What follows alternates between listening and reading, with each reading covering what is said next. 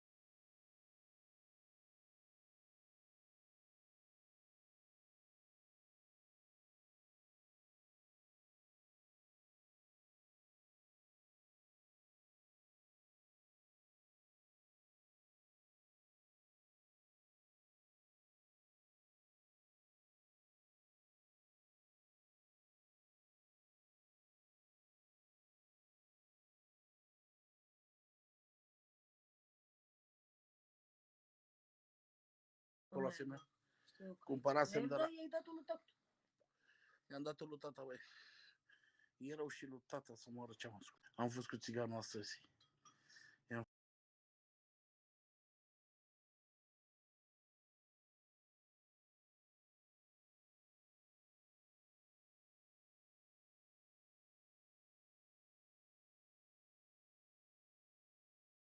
Vrea să-i bage ei pe acolo, băga mea și pula în familia lor, i-am înjurat pe toți acolo.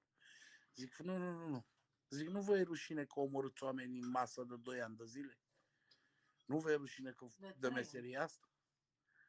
Nu vă e rușine că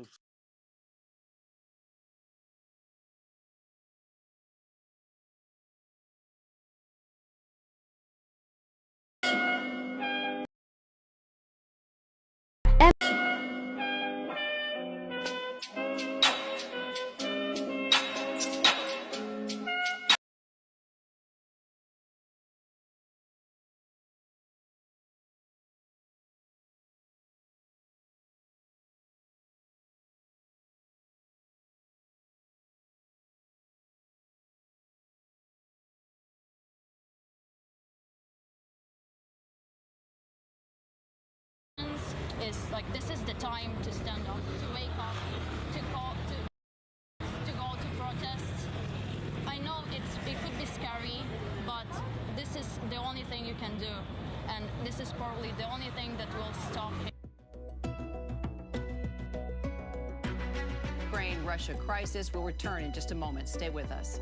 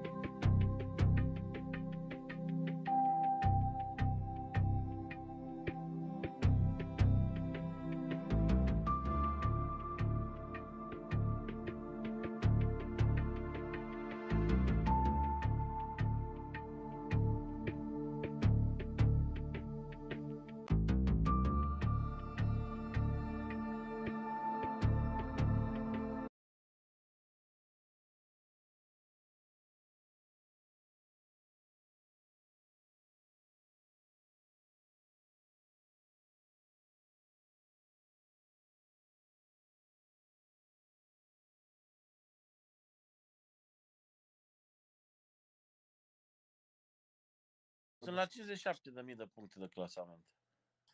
Nu, sunt nici chiar atât, îți dai seama. Ești la 19.900. Sunt la 20.000, auzi.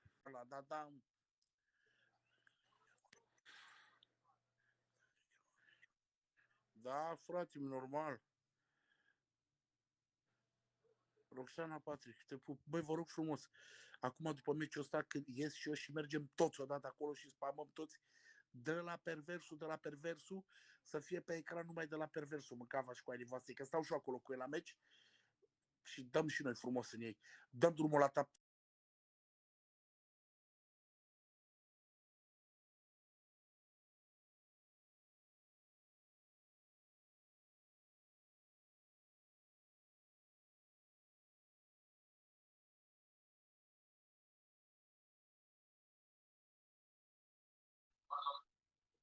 Wie? Nee, Tegen wie zat jij net te praten? Oh, welke mannen? weet ik niet. Maakt toch niet uit? Ja, heel de wereld zit daar.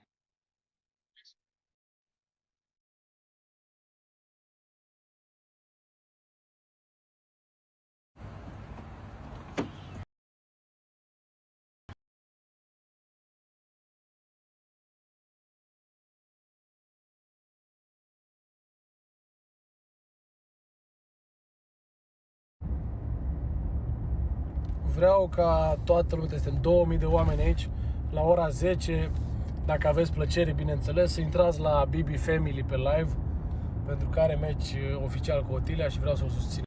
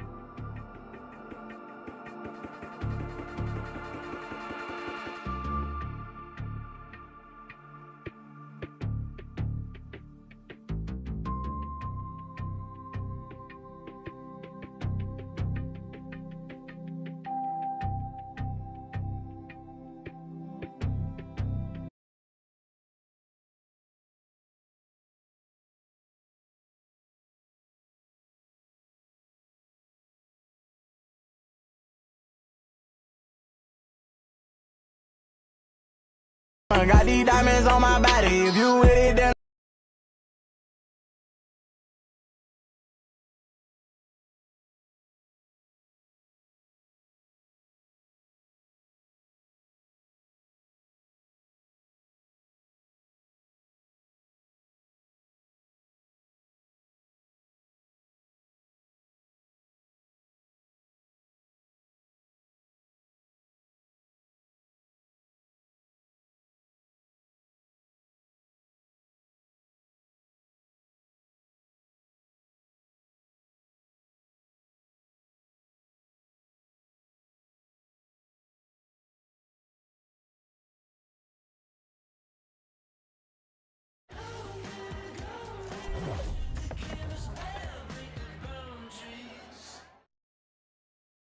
зброю і будемо видавати для захисту нашої землі всім бажаючим, всім спроможним захищати наш суверенітет. Від кожного громадянина України залежить майбутнє нашого українського народу.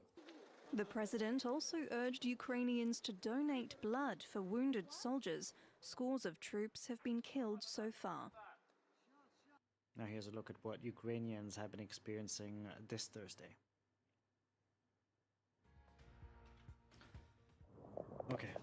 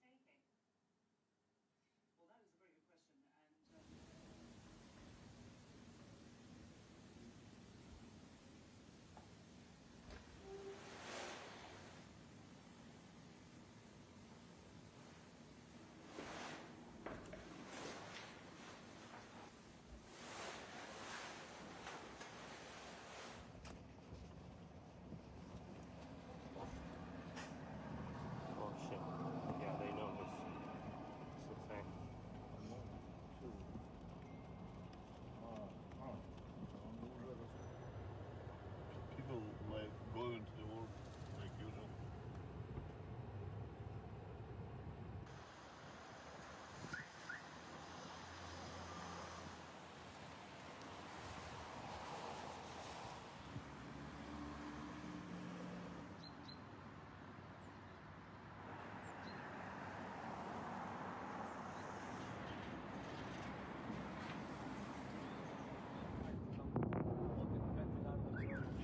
Блять, звони маме, говори, что в метро шла.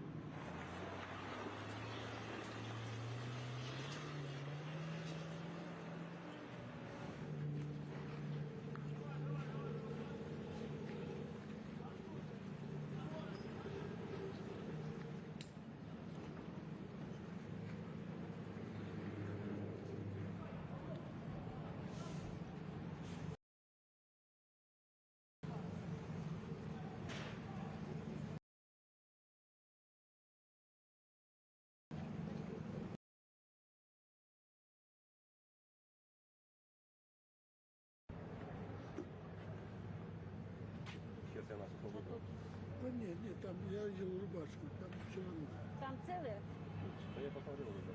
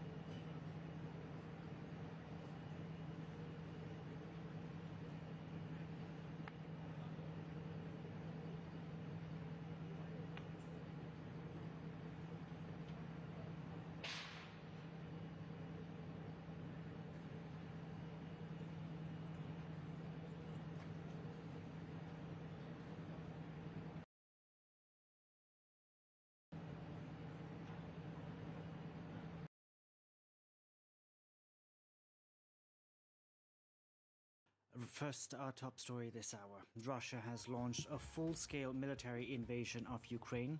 The attack, which began in the early hours of this Thursday morning, is being carried out by air, land and sea. Russian President Vladimir Putin declaring war on a sovereign democratic state. The move from Russia comes despite weeks of diplomatic efforts to avert a crisis. The EU's top diplomat said these were Europe's darkest hours since World War II. Now, the Russian invasion of Ukraine has resulted in thousands of people trying to flee the country. This morning, roads in central Kiev were blocked as desperate residents tried to make it out. France 24's Gulliver Craig went to speak to people at a bus station in Kiev. Crowds, queues and confusion. Buses are leaving from here for the four corners of Ukraine and also for Poland and other EU countries. It's scary. There's panic. I'm stressed, I'm worried, and I want to go home. Our kids are in Western Ukraine, where they're from, without their parents who are in Kiev working. So we're going home to our children. There's no work now, so I stay here. It's time to go home. My mood is like the weather, dubious. But these young people say they changed their minds. Look, there is no way to leave from here. We're at home, we don't need to go anywhere. Where are you from? We're from Kiev. We wanted to leave, but we're not going to now. We'll stay here. Tickets and places are in short supply and people are nervous. Most of the people I spoke to here said that they really weren't expecting what happened today. Gulliver Craig reporting there earlier from Kiev. Now, for more on the story, we can go across to correspondent Magdalena Hodovnik, standing by in Warsaw this evening. Good evening to you. How have ordinary Poles been reacting to the news out of Ukraine today? Good evening, everyone. Polish people were very surprised this morning when they learned that Russia decided to attack Ukraine. But most of all, they try not to be only surprised and shocked by the situation. They try to do as much as they can. They are grouping, they're trying to help Ukrainians that we are expecting to arrive very soon. They are using groups that were created during lockdowns to help each other. Also, the groups that were created during the migration crisis at the Belarusian border to now actually organize themselves and be able to help Ukrainians once they arrived at the Polish-Ukrainian border. Now, Magdalena, Poland shares a land border with Ukraine. What preparations are being made to welcome a potential influx of refugees into the country? So the Polish government decided that Ukrainian people won't anymore need visas to arrive to Poland. They will facilitate the process. They said that even if they don't have passports or biometrical passports, they can still come with their certificate of birth or any other document that would just certify the identity. So they are trying to help them to cross the border and find a safe place. In Poland, they're also located, as far as we know, for now, 5 reception points. In total, they plan to have 9 points like this for the Ukrainians that will arrive at the border. Now, Magdalena, Poland is a NATO member. What preparations are being made in Poland should Vladimir Putin, cast his net a little wider? Well, since we've been talking about this possible invasion that actually became a fact just today, more troops, NATO troops, landed in Poland. They gathered near the Ukrainian border in Poland, and they are all very alerted. Also, Polish army and the border guards are alerted at the moment. But as we could hear during the safety conference in Germany recently, they said they would be ready to protect every square centimeter of the NATO land, which they are ready to protect, and they are just there standing, waiting what will happen next, because we don't really know how far Putin will go. Yeah, no one knows how far Vladimir Putin would go. Magdalena, thank you very much for that. Magdalena Thank you very much. Reporting there from Warsaw. US President Joe Biden spoke at the White House earlier. He said the events which have unfolded in Ukraine today have been predicted by US intelligence for weeks. Biden says the Russian President Vladimir Putin is the aggressor, and he and his people will bear the consequences, he added. Biden adding that the US isn't acting alone, but in lockstep with its allies. Take a listen. In today's actions, we've now sanctioned Russian banks that together hold around $1 trillion in assets. We've cut off Russia's largest bank, a bank that holds more than 1/3 of Russia's banking assets by itself, cut it off from the U.S. financial system. And today, we're also blocking 4 more major banks. That means every asset they have in America will be frozen. This includes VTB, the second largest bank in Russia, which has $250 billion in assets. Joe Biden speaking there when he ramped up sanctions against Russia this Thursday. Now, the British Prime Minister announced that Russian banks will be excluded from the financial system in London. The UK imposing sanctions on over 100 entities and individuals in Russia. Boris Johnson ramping up the pressure on Moscow after President Vladimir Putin launched an invasion of Ukraine. London says it's also looking to imminently ban a Russian flag carrier, Aeroflot, from landing in the United Kingdom. Take a listen. The UK is announcing the largest and most severe package of economic sanctions that Russia has ever seen. With new financial measures, we're taking new powers to target Russian finance, in addition to the banks we've already sanctioned this week. Today, in concert with the United States, we are imposing a full asset freeze on VTB. More broadly, these powers will enable us totally to exclude Russian banks from the UK financial system, which is, of course, by far the largest in Europe, stopping them from accessing sterling and clearing payments through the UK. We will continue on a remorseless mission to squeeze Russia from the global economy piece by piece, day by day, and week by week. And we will, of course, use Britain's position in every international forum to condemn the onslaught against Ukraine, and we will counter the Kremlin's blizzard of lies and disinformation by telling the truth about Putin's war of choice and his war of aggression. We will resist any creeping temptation to accept what Putin is doing today as a fait accompli. Now, EU leaders are meeting in Brussels this evening. 27 member states trying to show a united front in the face of a Russian invasion of Ukraine. The bloc is promising to intensify sanctions on Moscow in coordination with EU's partners and allies. For more on this story, we can bring in France 24's international affairs editor, Armin Georgian. Armin, you just heard there from the US President Joe Biden and then the British Prime Minister Boris Johnson. Now the ball seems to be in Brussels' court to up the ante when it comes to Russia. Well, yeah, I suppose that's true. I mean, they've got obviously a lot more diverging interests, given that they're a bloc of 27 members. It's a bit easier for Britain and the US, being single actors, to decide their own sanctions. The EU has to coordinate between different interests. You've got some countries that are more dependent on Russian energy. You've got some with closer banking and financial ties to Russia than other EU members. So all of this, as usual, leads to some form of compromise. And the compromise so far is that the SWIFT payment system has not been invoked. That is being kept aside for something else. We don't know what for, exactly what scenario. We don't know even if the EU itself really knows the answer to that question. But one thing that is clear, Delano, is that they are going to continue to coordinate very closely with the US and with Britain as well, because they want to be seen to be doing exactly the same. So you saw today sanctions on some Russian financial interests being announced on both sides of the Atlantic.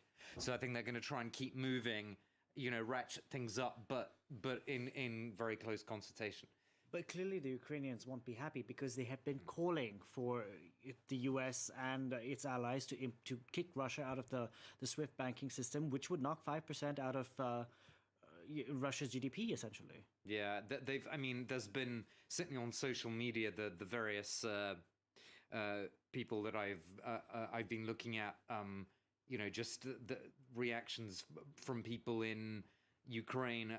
Certainly, there seems to be quite a bit of resentment about, the level of response, shall we say, so far. Given that this is, of course, the worst case scenario, an attack on 3 different sides, and we're now looking at regime change and all the rest of it. I mean, it hasn't happened yet, but that is clearly now the most likely scenario. And so some people in Ukraine are saying, well, what is the EU waiting for? And the same thing that they're saying about the question of sanctions on Putin himself, which again, that was not confirmed by Joe Biden this evening, despite some questions about that from reporters. You were watching the press conference with me, Joe Biden's press conference at the White House, and one of the reporters asked him, why not kick Russia out of the SWIFT banking system? Because remember, the US and its allies said if Ukraine's territory is compromised, they're going to get the whole list of sanctions thrown at them. Russia will get the whole list of sanctions, and it seemed like the president suggested that there was some hesitation from European allies. Yeah, that's right. And I mean, there have been some reports that Italy and Germany in particular are still holding out to put the SWIFT question in the drawer for now. I mean, it can be taken out pretty quickly, but yes, there will certainly have been consultations for sure between Biden and Olaf Scholz, the German chancellor, on the question of SWIFT before Biden gave this press conference, and perhaps with the Italians as well. But this is still something that will have to be worked out between EU members, Delano. But I think all these things could move very quickly because, as I said earlier this evening, the EU has a kind of this gradualist approach, which has been criticized in some quarters, but they have worked out different layers that they can apply. They've thought about this before, so they could enact those pretty quickly. The question is there the political will to actually do that? We'll see how that meeting in Brussels goes, Armin. Thank you very much for that. Now, just a reminder of the story we're tracking for you at this hour. Russia has launched a full-scale military invasion of Ukraine. The attack, which began in the early hours of this Thursday morning, is being carried out by air, land and sea. Russian President Vladimir Putin declaring war on a sovereign democratic state. The move from Russia comes despite weeks of diplomatic efforts to avert a crisis. The EU's top diplomat said these were Europe's darkest hours since World War II. For more on this story, we can bring in Gustav Gressel, Senior Policy Fellow with the Wider Europe Programme at the European Council on Foreign Relations. Good evening. Thank you very much for joining us here on France 24. What does Vladimir Putin want exactly? Does he want Ukraine alone, or is he out to get more? Well, that's a good question. At least he wants Ukraine. He wants to submit it. He wants to destroy the country as a cultural, as a social entity. This is a war of annihilation, and that is particularly bitter that the world or parts of the world doesn't seem to get that. He announced that basically twice on the 21st and also in his declaration of war speech, where he said that basically he wants to cleanse Ukraine of elements he doesn't like. So we can guess that after this invasion there will be a brutal regime of repression installed by him. And that this will not be the end. Well, he will go further from then. Well, I don't think in the immediate aftermath. But the problem is, we also know his worldview that everything that is sort of directed against his rule, he sees the West and the US behind it, and he will make Europe responsible for it. And I don't think the Ukrainians will accept any puppet regime put in front of them by Russia. They will resist. They will resist conventionally now, and they will resist unconventionally later. And then, of course, Putin might think that he needs to resort again to military coercion to force the West to what he then thinks is a CIA campaign in Ukraine to end that. We might watch the war now as bystanders, but we will be hit by this after some time quite considerably. I want to talk about, how Vladimir Putin has tried to spin this for his own domestic audience, because this morning in a video message, he said he was declaring war on Ukraine to protect Russia's interests and to denazify Ukraine, essentially. But at the same time, we have seen over 1,000 people getting arrested across Russia tonight because they're out on the streets protesting this war he's tried to force on them. Well, the reason he gives, they are so outrageous, stupid lies. Nobody with a reminiscence of brain and some access to international media can actually believe them. It's no wonder that especially in the urban centers, people, especially younger people who can handle the internet and who are not dependent on blind-washed TV screens, take protests because they know that this is nonsense. And for them, Ukrainians are not a very distant people that you sort of allow your government to bomb to rubble because you don't care. There are a lot of cross-border ties, of course. So yes, this is infuriating, especially younger, educated Russians. But again, Putin resorts to the same means he resorts everywhere: violence. There are over 1,500 detained. Some artists, journalists beaten to insanity. It is Putin, inside and out. You know, this crisis today is only going to push the government in Ukraine closer to the European Union.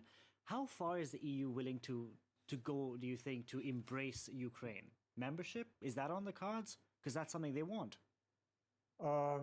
They want it, and I would be happy to be in the position where I could say it's on the table. But the problem is we by now watched the destruction and disintegration of this country.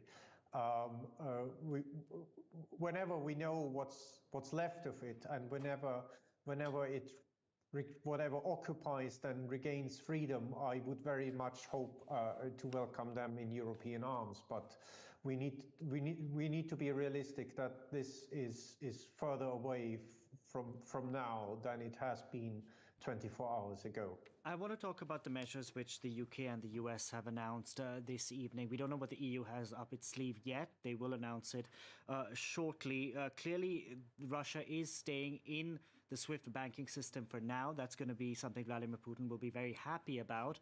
But do these sanctions go far enough to get him to potentially change his behavior and backtrack? Well, the problem is most sanctions work on the long run. You change long-term behavior, and particularly change once a government change. A new government reconsiders the mistakes of the old one and tries to get out of it. We have seen that in South Africa, we have seen that in Iran, etc. in the past. But of course, they are not a mean or a tool to really stop the war. What they are important for is to slow down the Russian military modernization on the long run, because it's a threat to Europe as such, not only to Ukraine. And on that, they are important, and the more harsh and the more kicking they are, the better. Unfortunately, Europe is dragging its feet because of interests of particular isolated state, and that will need the US to step in also to restore, to get political unity in Europe. But as far as I understand the US sanctions, they are extraterritorial in nature, so basically they will compel reluctant Europeans to follow sooner or later. It's just embarrassing that the Europeans can't get this way on their own, and it's particularly embarrassing that some of the major states who claim to be responsible or stakeholders are dragging their feet, but that's a different discussion. I'm just being devil's advocate here. Do you think that the EU doesn't want to unleash the whole throttle of sanctions on Russia? Should Vladimir Putin go beyond Ukraine and potentially look at countries like Moldova? Well, the problem is, if they can't really wake up now, when will they wake up? I think Mr. Biden will have some very tough calls in the coming days and will basically bring order to the chaos. But until then, yes, it is one further indication that the European Union politically, militarily, we know that for a long time, but also politically is not as unified and as relevant as they always claim to be, unfortunately, very. Gustav, I have my international affairs editor who wants to jump in and ask you a question. Go ahead, Armin. Yeah, Mr. Gressel, just a couple of questions I have for you. We've been talking on the program about Taiwan earlier and how China might be viewing all of this.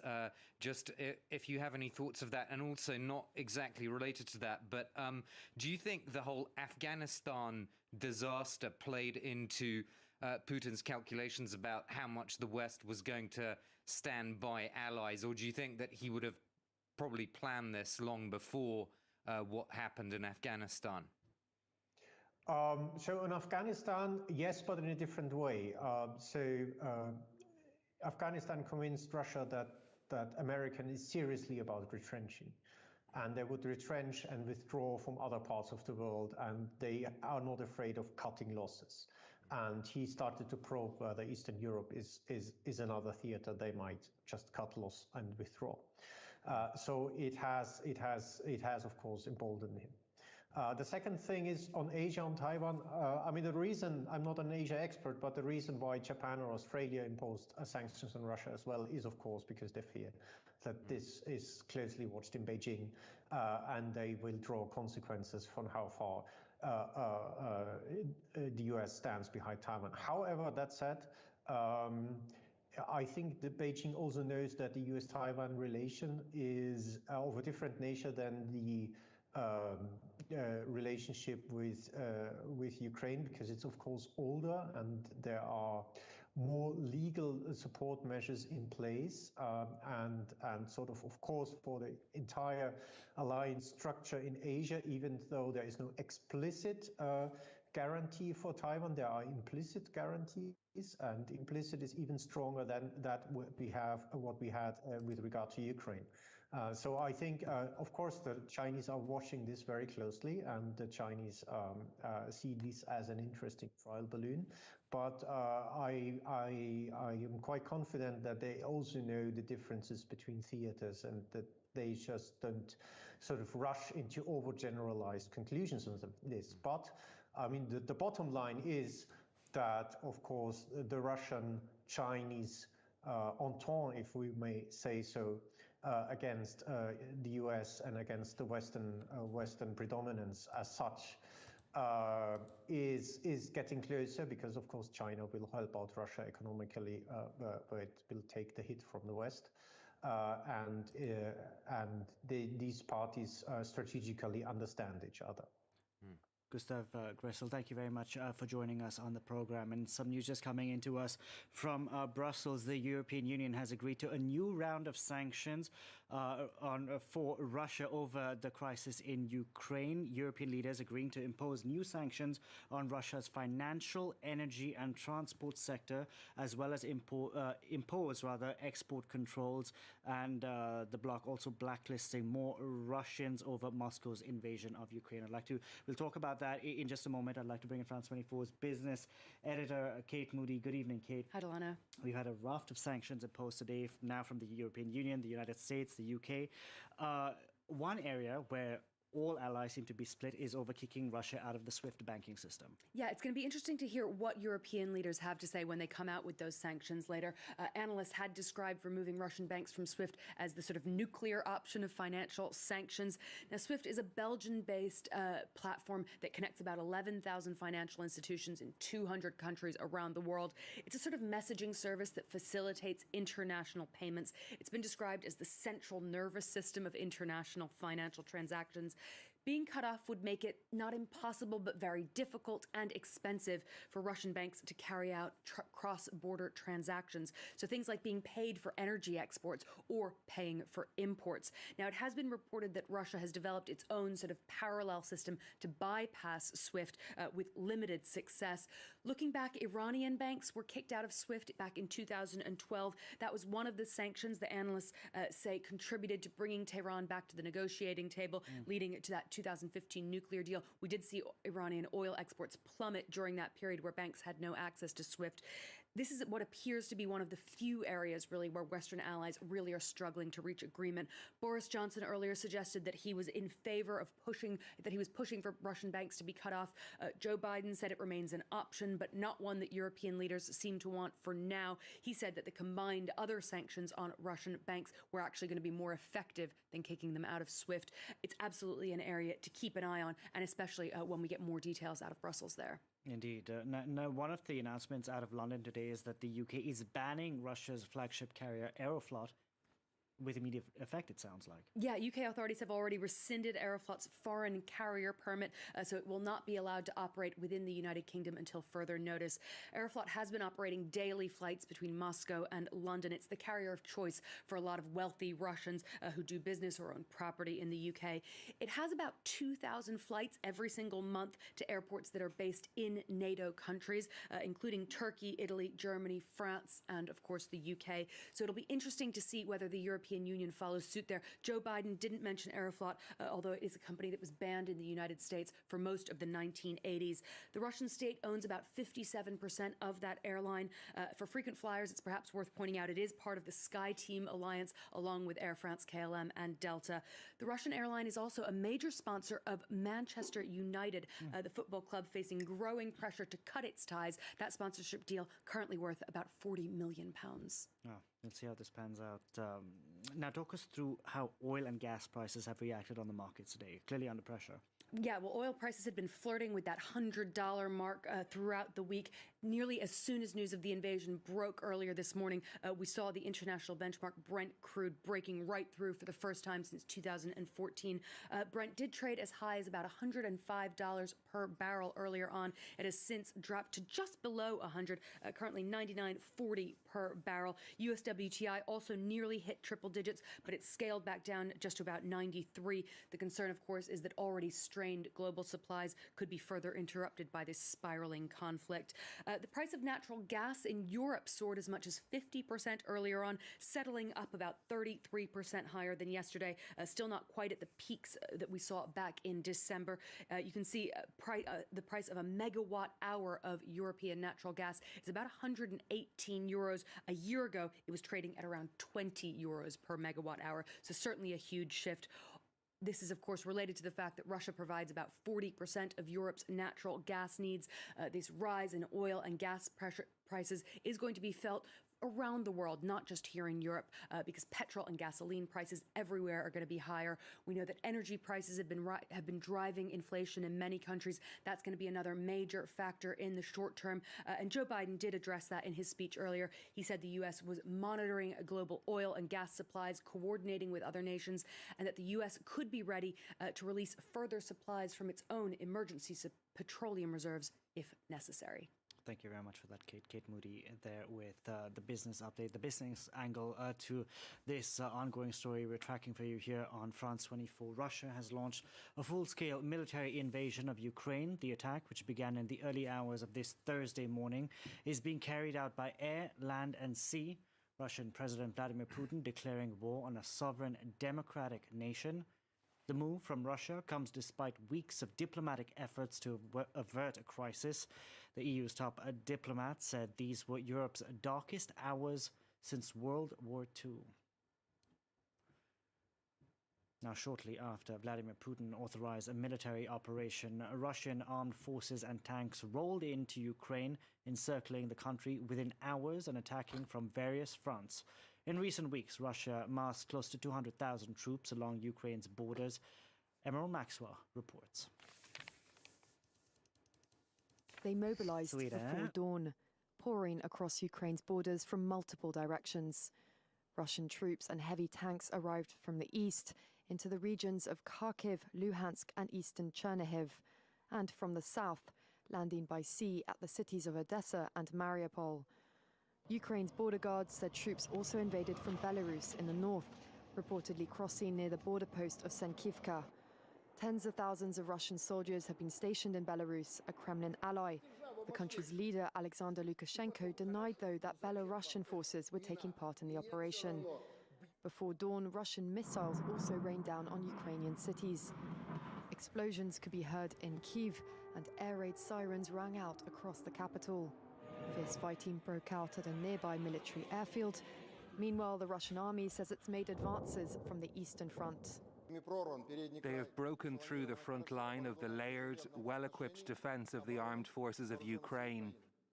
The grouping of troops of the Donetsk People's Republic, advancing on Volnovakha, advanced up to 3 kilometers. The Ukrainian Border Guard Service reported some of the heaviest fighting near the Kremlin-annexed peninsula of Crimea. Russia has had military bases on the peninsula since its takeover in 2014. Earlier, US President Joe Biden spoke from the White House. He said the events which have unfolded in Kiev, in Ukraine today rather, have been predicted by US intelligence for weeks. Biden says Russian President Vladimir Putin is the aggressor in all of this, and he and his country will bear the consequences. Biden adding the US isn't acting alone, but in coordination with its allies. Take a listen. In today's actions, we've now sanctioned Russian banks that together hold around $1 trillion in assets. We've cut off Russia's largest bank, a bank that holds more than 1/3 of Russia's banking assets by itself, cut it off from the U.S. financial system. And today, we're also blocking 4 more major banks. That means every asset they have in America will be frozen. This includes VTB, the second largest bank in Russia, which has $250 billion in assets. That was Joe Biden speaking there. I'd like to bring in France 24's international affairs editor Armin George. Armin, the United Nations is warning that 100,000 Ukrainians have been displaced. This is thousands have left the country today. Clearly, Europe has a humanitarian crisis on its hands, given the events of this Thursday. Absolutely, and Poland has already set up some reception centers. It said previously that it's willing to host refugees from Ukraine. I think we were hearing from our Berlin correspondent as well that I think he was saying that it's the mayor of Berlin. Exactly. Yeah, that's right. Is preparing to help any Ukrainians who arrive. But you know, some analysts have been saying, Delano, that creating a refugee crisis may not be part of the original plan, but perhaps a useful extra instrument for the Kremlin, in the sense that the Kremlin knows that a refugee crisis has the capacity to divide the European Union. It was very obvious in 2015. Although I have to say now, the signals are slightly different, because, you know, for Poland, the arrival of Ukrainians is not the same as for example, Afghans. I mean, they are neighbors, they know each other, they've both lived with, you know, this big neighbor, Russia, close by, and so I'm not sure it's actually quite the same dynamic, but certainly, I suppose, again, this is according to what some analysts have been saying about possible refugee waves, that such a thing could, in theory, boost, you know, populist parties that are against immigration, the same populist parties that want better ties with the Kremlin. But again, let's not get ahead of ourselves for now, Delano. We'll have to see if there is indeed a refugee crisis or not. That's going to depend on, obviously, what happens in the next few hours and days, until we get a really clear sense of how much of Ukraine is, in fact, Russia's target. And there are different sort of schools of thought on that, but clearly I want to jump in on that point, because a Ukrainian military official has been speaking, and he says Russia's plan is clear. The main purpose of the operation is to block Kiev, create a land corridor to the Crimean Peninsula, and breakaway region in Moldova. Well, I mean, that would be, yeah, absolutely huge. And, you know, to get back to the refugee question, Delano, clearly if this plan succeeds by Russia, then you're going to have an awful lot of people that don't want to live, you know, in a kind of new state where, you know, you've got Belarus-style knocks on the door and, you know, are you a supporter of this or of that? So in that sense, there could obviously be a kind of hemorrhaging of people over a longer period of time. But again, we don't know, obviously, where this is. This is simply looking at different scenarios ahead. We're not actually in that yet. We'll have to see militarily what happens. What does Russia want to achieve in Ukraine? Do they want to get rid of Vladimir Zelensky, install somebody who's going to be? I think it's pretty clear they want to. Oh yeah. So here you go. People trying to leave Kiev. That's right. It was this morning. Yeah, not many cars going in, and I saw pictures later on where there was not a single car. Well, I think there was a car traveling down the other way, probably a journalist filming, but not a single